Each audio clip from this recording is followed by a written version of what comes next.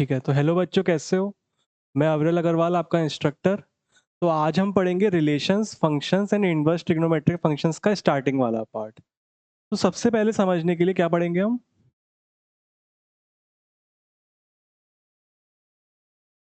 Relations,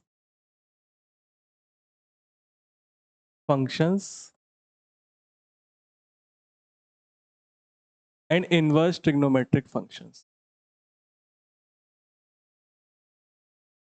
ठीक है, उसका सबसे पहला पार्ट है हमारा रिलेशंस।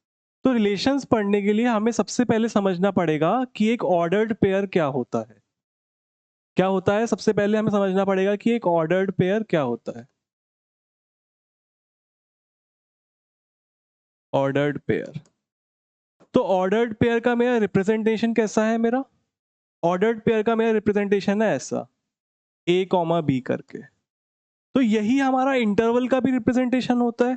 11th क्लास में तुमने पढ़ा है इंटरवल का भी रिप्रेजेंटेशन ही होता है। पर ऑर्डर्ड पेयर को आगे हम क्या यूज करेंगे? हम कार्टेशियन प्रोडक्ट में यूज करेंगे। तो कार्टेशियन प्रोडक्ट में यूज करने के लिए हमें पहले इस ए कॉमा बी क्लोज ब्रैकेट को, मतलब कर्व ब्रैकेट को समझना पड़ेगा। तो इसमें क्या होता है? ए क्या होता है मेरा? ए होता है मेरा फर्स्ट एलिमेंट, बी होता है मेरा सेकेंड एलिमेंट,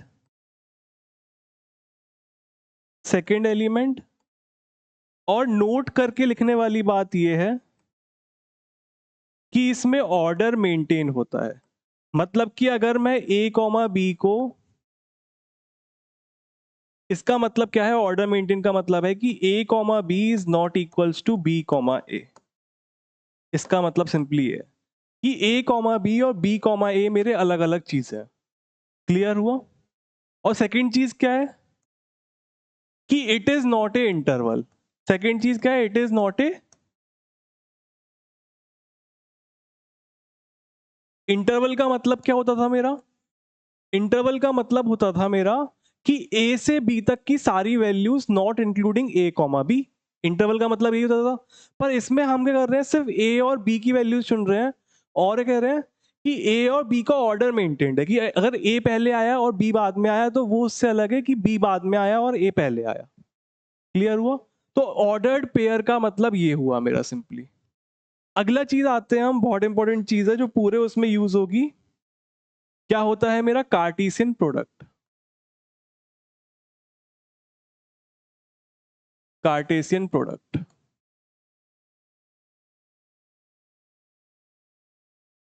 तो कार्टेशियन प्रोडक्ट को अगर मैं एक लाइन में डिफाइन करना चाहूं,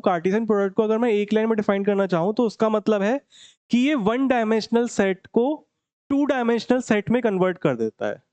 एक लाइन में कन्वर्ट करने का मतलब क्या है? इसकी डेफिनेशन क्या है?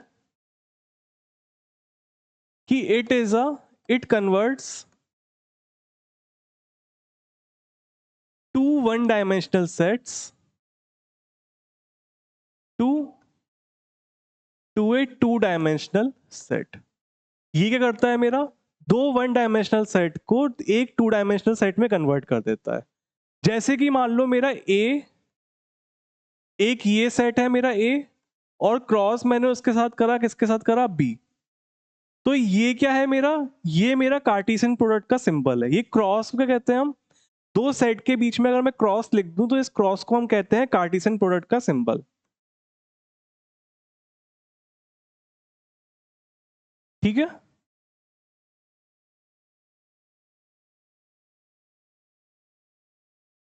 तो अब अगर मैं ए को बी के साथ क्रॉस करूं तो इसका मेरा सेट क्या बनेगा? मेरा बताओ। इसका मेरा सिंपली बनेगा ordered pair a comma b, और ये मेरा सेट क्या बनेगा? मेरा ordered pair a comma b, और ये मेरा क्या बनेगा? सेट के बराबर। तो देखो, ये वन डायमेंशनल है, ये वन डायमेंशनल है, और इसने क्या करा? मेरा ए कॉमा बी को टू डायमेंशनल बना दिया। तो ये ए कॉमा बी क्या लिखा है? मेरा टू डायमेंशनल लिखा है। तो आओ इसको हम एक और एग्जांपल से समझने की कोशिश करते हैं। जैसे कि मान लो मेरा ऐसा होता 1,2, उसका मैं कार्टेशियन प्रोडक्ट लेता मैं ए कॉमा बी के साथ। तो कार्टेशियन प्रोडक्ट का मतलब क्या है? ये वाला वन इस ए और बी दोनों के साथ कंबाइन होगा।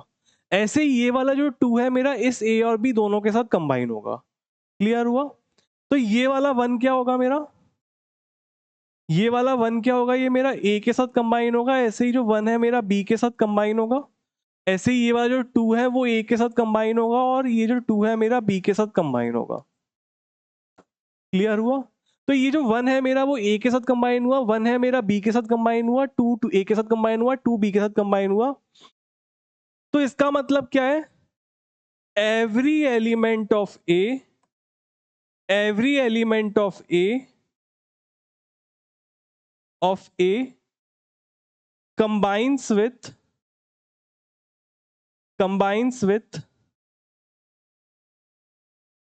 every element of B। हर एक एलिमेंट ए का मेरे हर एक एलिमेंट बी के साथ कंबाइन हो रहा है। अब ए क्या है, ये सेट मेरा ए है, ये सेट मेरा बी है, तो ए के सेट का हर एक एलिमेंट बी के हर एक एलिमेंट के साथ कंबाइन हो रहा है, और उसको इस तरीके से हम ऑर्डर्ड पेयर में लिख रहे हैं। ध्यान देने की बात है कि ये मेरा इसके बराबर नहीं है, A,1 A,2 B,1 और B,2 ये मेरा इसके बराबर नहीं है। क्यों? क्योंकि मेरा ऑर्डर मेंटेन नहीं हुआ। पहले मेरा सेट ए था तो ए का एलिमेंट आएगा, बाद में मेरा सेट बी था तो मेरा बी का एलिमेंट आएगा। क्लियर हुआ? इस तरीके से हम इसको कार्टेशियन प्रोडक्ट को देखते हैं। अब हम इसका ग्राफ के थ्रू समझने की कोशिश करते हैं कि ग्राफ के थ्रू इसका क्या सिग्निफिकेंस है कार्टेशियन प्रोडक्ट का। तो आओ, तो ये क्या है मेरा, ये मेरी वाई एक्सिस है, मतलब कि ये मेरे सेट बी की एक्सिस है, ये मेरी एक्स एक्सिस है, ये मेरे सेट ए की एक्सिस है। ये क्या लिखा है मेरा 1 2 3 4, और ये क्या लिखा है मेरा ए बी सी और ये D.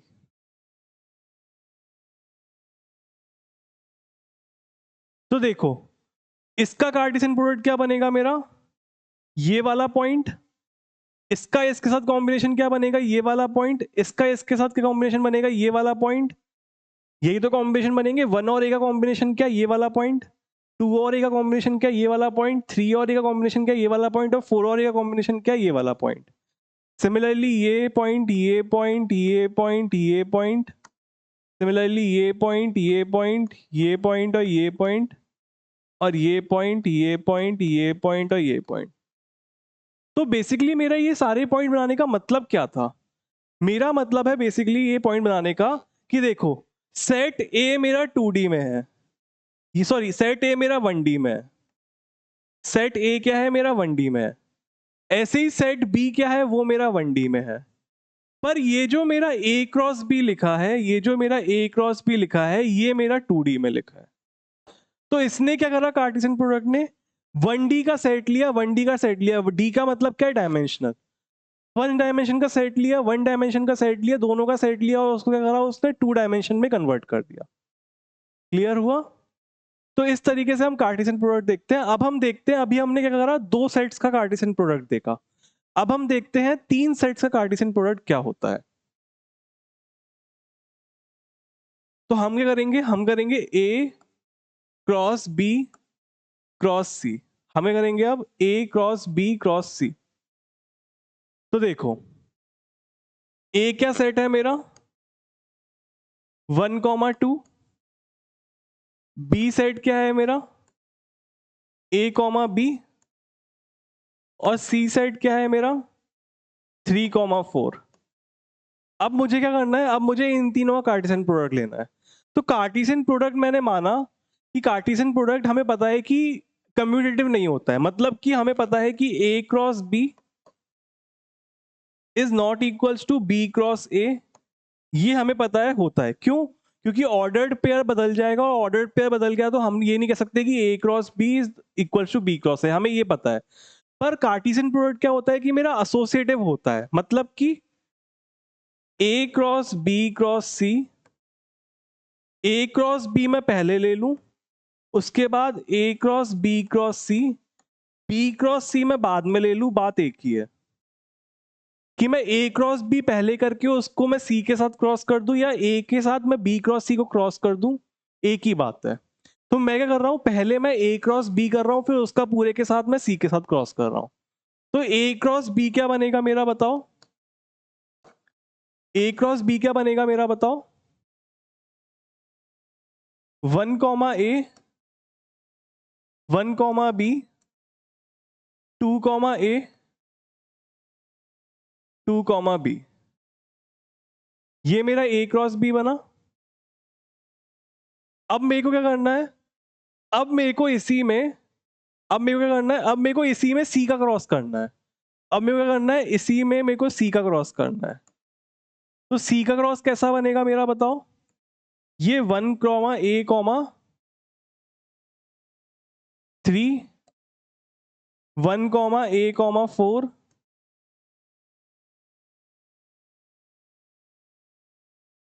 1 comma, sorry, 1 comma b comma 3, 1 comma b comma 4, 2 comma a comma 3, 2 comma a comma 4 और 2 कॉमा बी कॉमा 3 और 2 कॉमा बी कॉमा 4। इस तरीके से हमने इसके 8 पेयर्स लिख दिए। क्लियर हुआ? इस तरीके से हमने इसके 8 पेयर्स लिखे, तो ये मेरा ए क्रॉस बी क्रॉस सी आया। और ध्यान देने वाली बात है कि अगर मैं बी क्रॉस सी पहले करता फिर उसका क्रॉस ए के साथ करता तो मेरा आंसर सेम आता, आंसर में कोई डिफरेंस नहीं आता। और इसको हम क्या कहेंगे, इसको हम ऑर्डर्ड ट्रिपलेट कहेंगे। इसको हम क्या कहेंगे, इसको हम ऑर्डर्ड ट्रिपलेट कहते हैं। क्लियर हुआ? इसको हम ऑर्डर्ड ट्रिपलेट कहते हैं। अच्छा, अगला देखते हैं। Number of elements, number of elements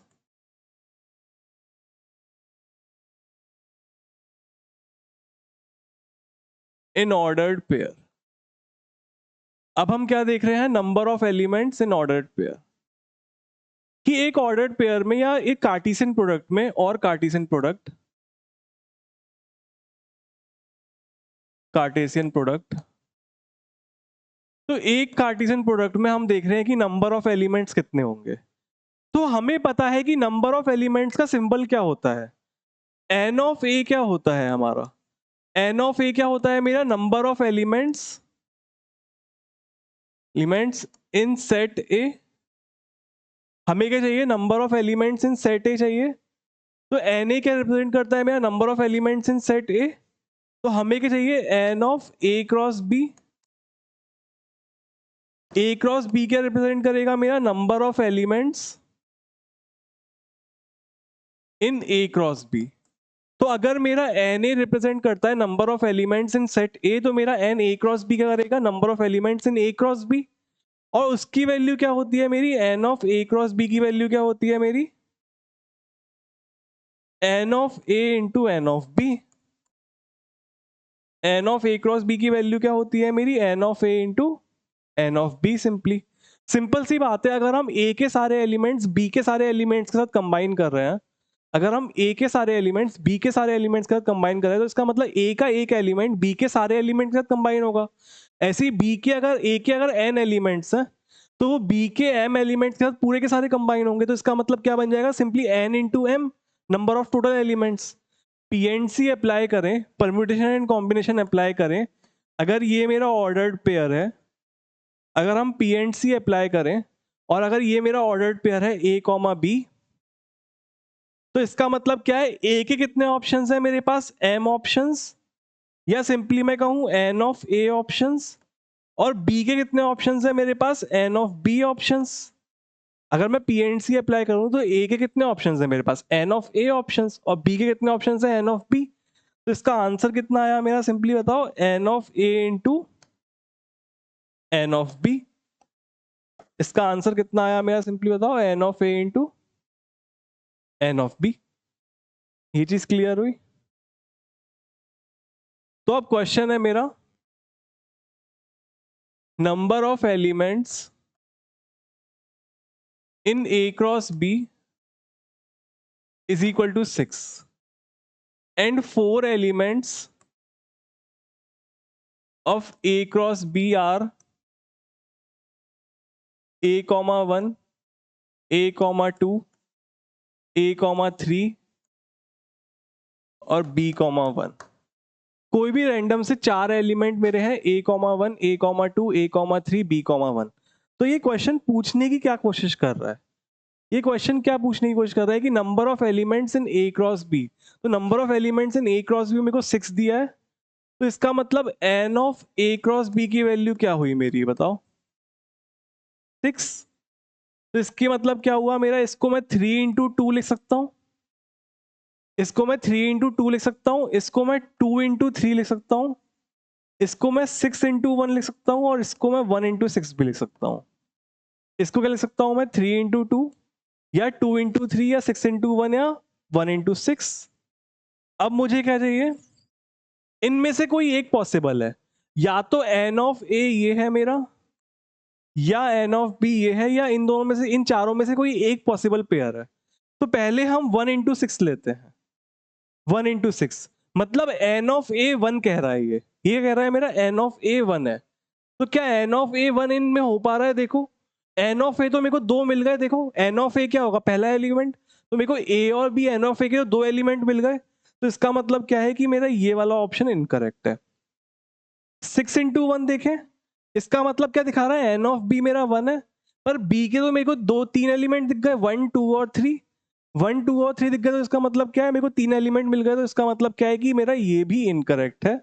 अब हम देखते हैं 2 क्रॉस 3, तो 2 क्रॉस 3 में देखेंगे तो क्या बनेगा, ए और बी, तो इसके तो दो एलिमेंट मेरे को सिंपली दिख रहे हैं, और 3 में क्या है 1 2 और 3, ये भी तीन डिस्टिंक्ट एलिमेंट है, तो मेरे को क्या इसका मतलब मिला कि मेरा ए जो सेट है मेरा, वो क्या बना मेरा ए कॉमा बी, और जो बी सेट है मेरा वो क्या बना मेरा, सिंपली 1 कॉमा 2 कॉमा 3।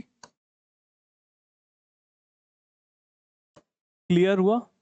तो इस तरीके से हमने करा, तो इस तरीके से हमारा आया, इस तरीके से हमने सेट्स ही निकाल दिया। अगर हमारे पास कुछ एग्जांपल्स हैं सेट्स के, तो हमने क्या करा, हमने पूरा सेट ही निकाल दिया। क्लियर हुआ ये चीज? चलो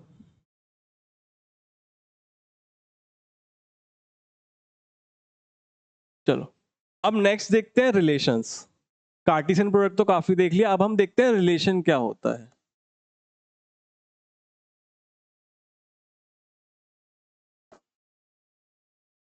रिलेशन क्या होता है मेरा, रिलेशन देखते हैं।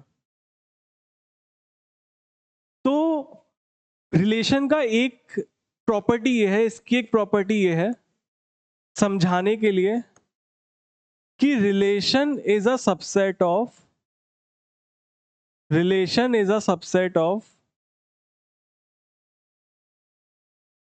Cartesian product.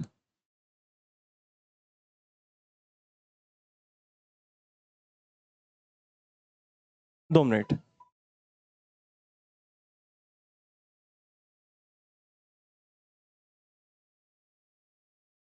तो रिलेशन क्या है मेरा, सबसेट ऑफ कार्टेशियन प्रोडक्ट है। क्लियर हुआ?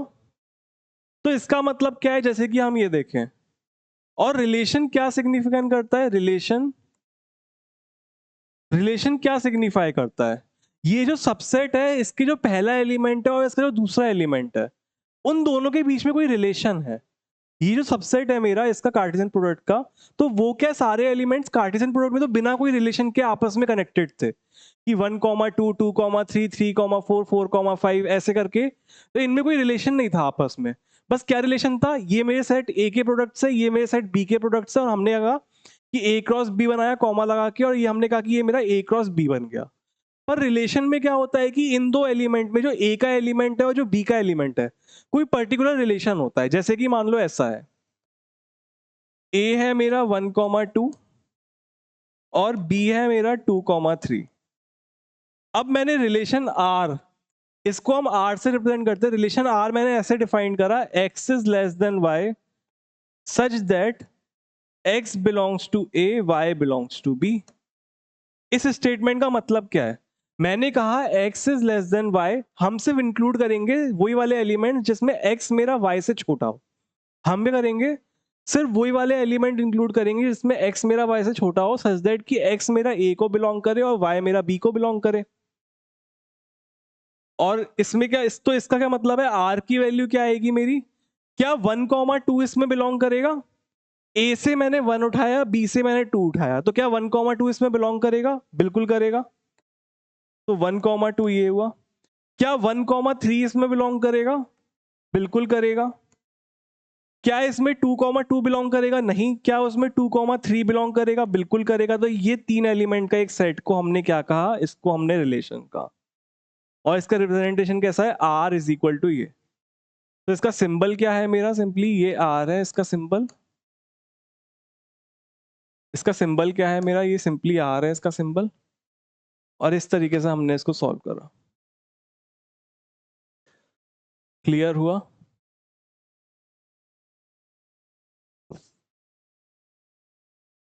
चलो और क्वेश्चन देखते हैं रिलेशन के।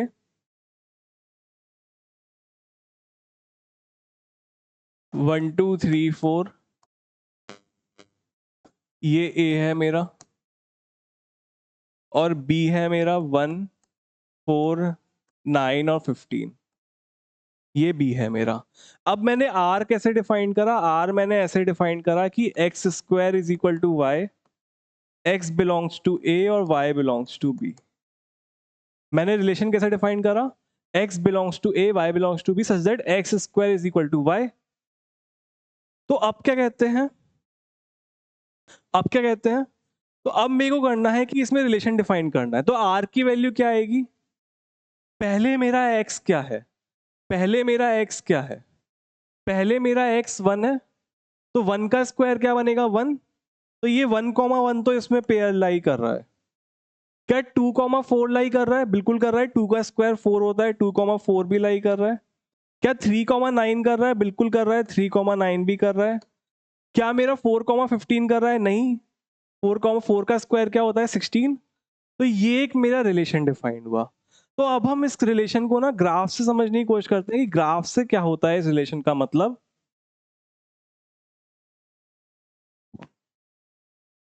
मान लो ये मेरी y एक्सिस है, मतलब ये मेरी b की एक्सिस है और ये मेरे a की एक्सिस है। तो कार्टेशियन प्रोडक्ट क्या हुआ मेरा? Cartesian product simply in straight lines का इंटरसेक्शन हुआ। कार्टेशियन प्रोडक्ट क्या हुआ? सिंपली इन स्ट्रेट लाइंस का कॉम्बिनेशन 1 2 3 4 1 2 3 4। कार्टेशियन प्रोडक्ट क्या हुआ? इन स्ट्रेट लाइंस का इंटरसेक्शन। अब मुझे क्या करना है? अब मुझे सिंपली बताना है कि इसमें से रिलेशन क्या है। तो रिलेशन मैंने क्या कहा कि x plus y is equal to 4। मैंने क्या कहा? Relation x plus y is equal to 4। मैंने कहा ये रिलेशन है। तो इसमें क्या 1,3 लाई करेगा? बिल्कुल करेगा। क्या 4,0 बिल्कुल करेगा। क्या ये करेगा? क्या ये करेगा? क्या ये करेगा? बिल्कुल करेंगे। तो इसमें से मैंने क्या करा? कुछ पॉइंट्स को मैंने चुना और उनसे एक स्ट्रेट लाइन ड्रॉ कर दी। मतलब कि उनके बीच में एक रिलेशन है मेरा, ऐसा कुछ। तो इसी रिलेशन को, इसी स्ट्रेट लाइन को हम क्या बोलते हैं? रिलेशन बोलते हैं। इनके बीच में क्या है? एक रिलेशन है जो कि स्ट्रेट लाइन दिखा रही है मेरी। इसी को हम क्या बोलते हैं? हम एक रिलेशन बोलते हैं। क्लियर हुआ रिलेशन की डेफिनेशन? तो अब एक इंपॉर्टेंट थ्योरम है मेरा, maximum number of relations. Maximum number of relation.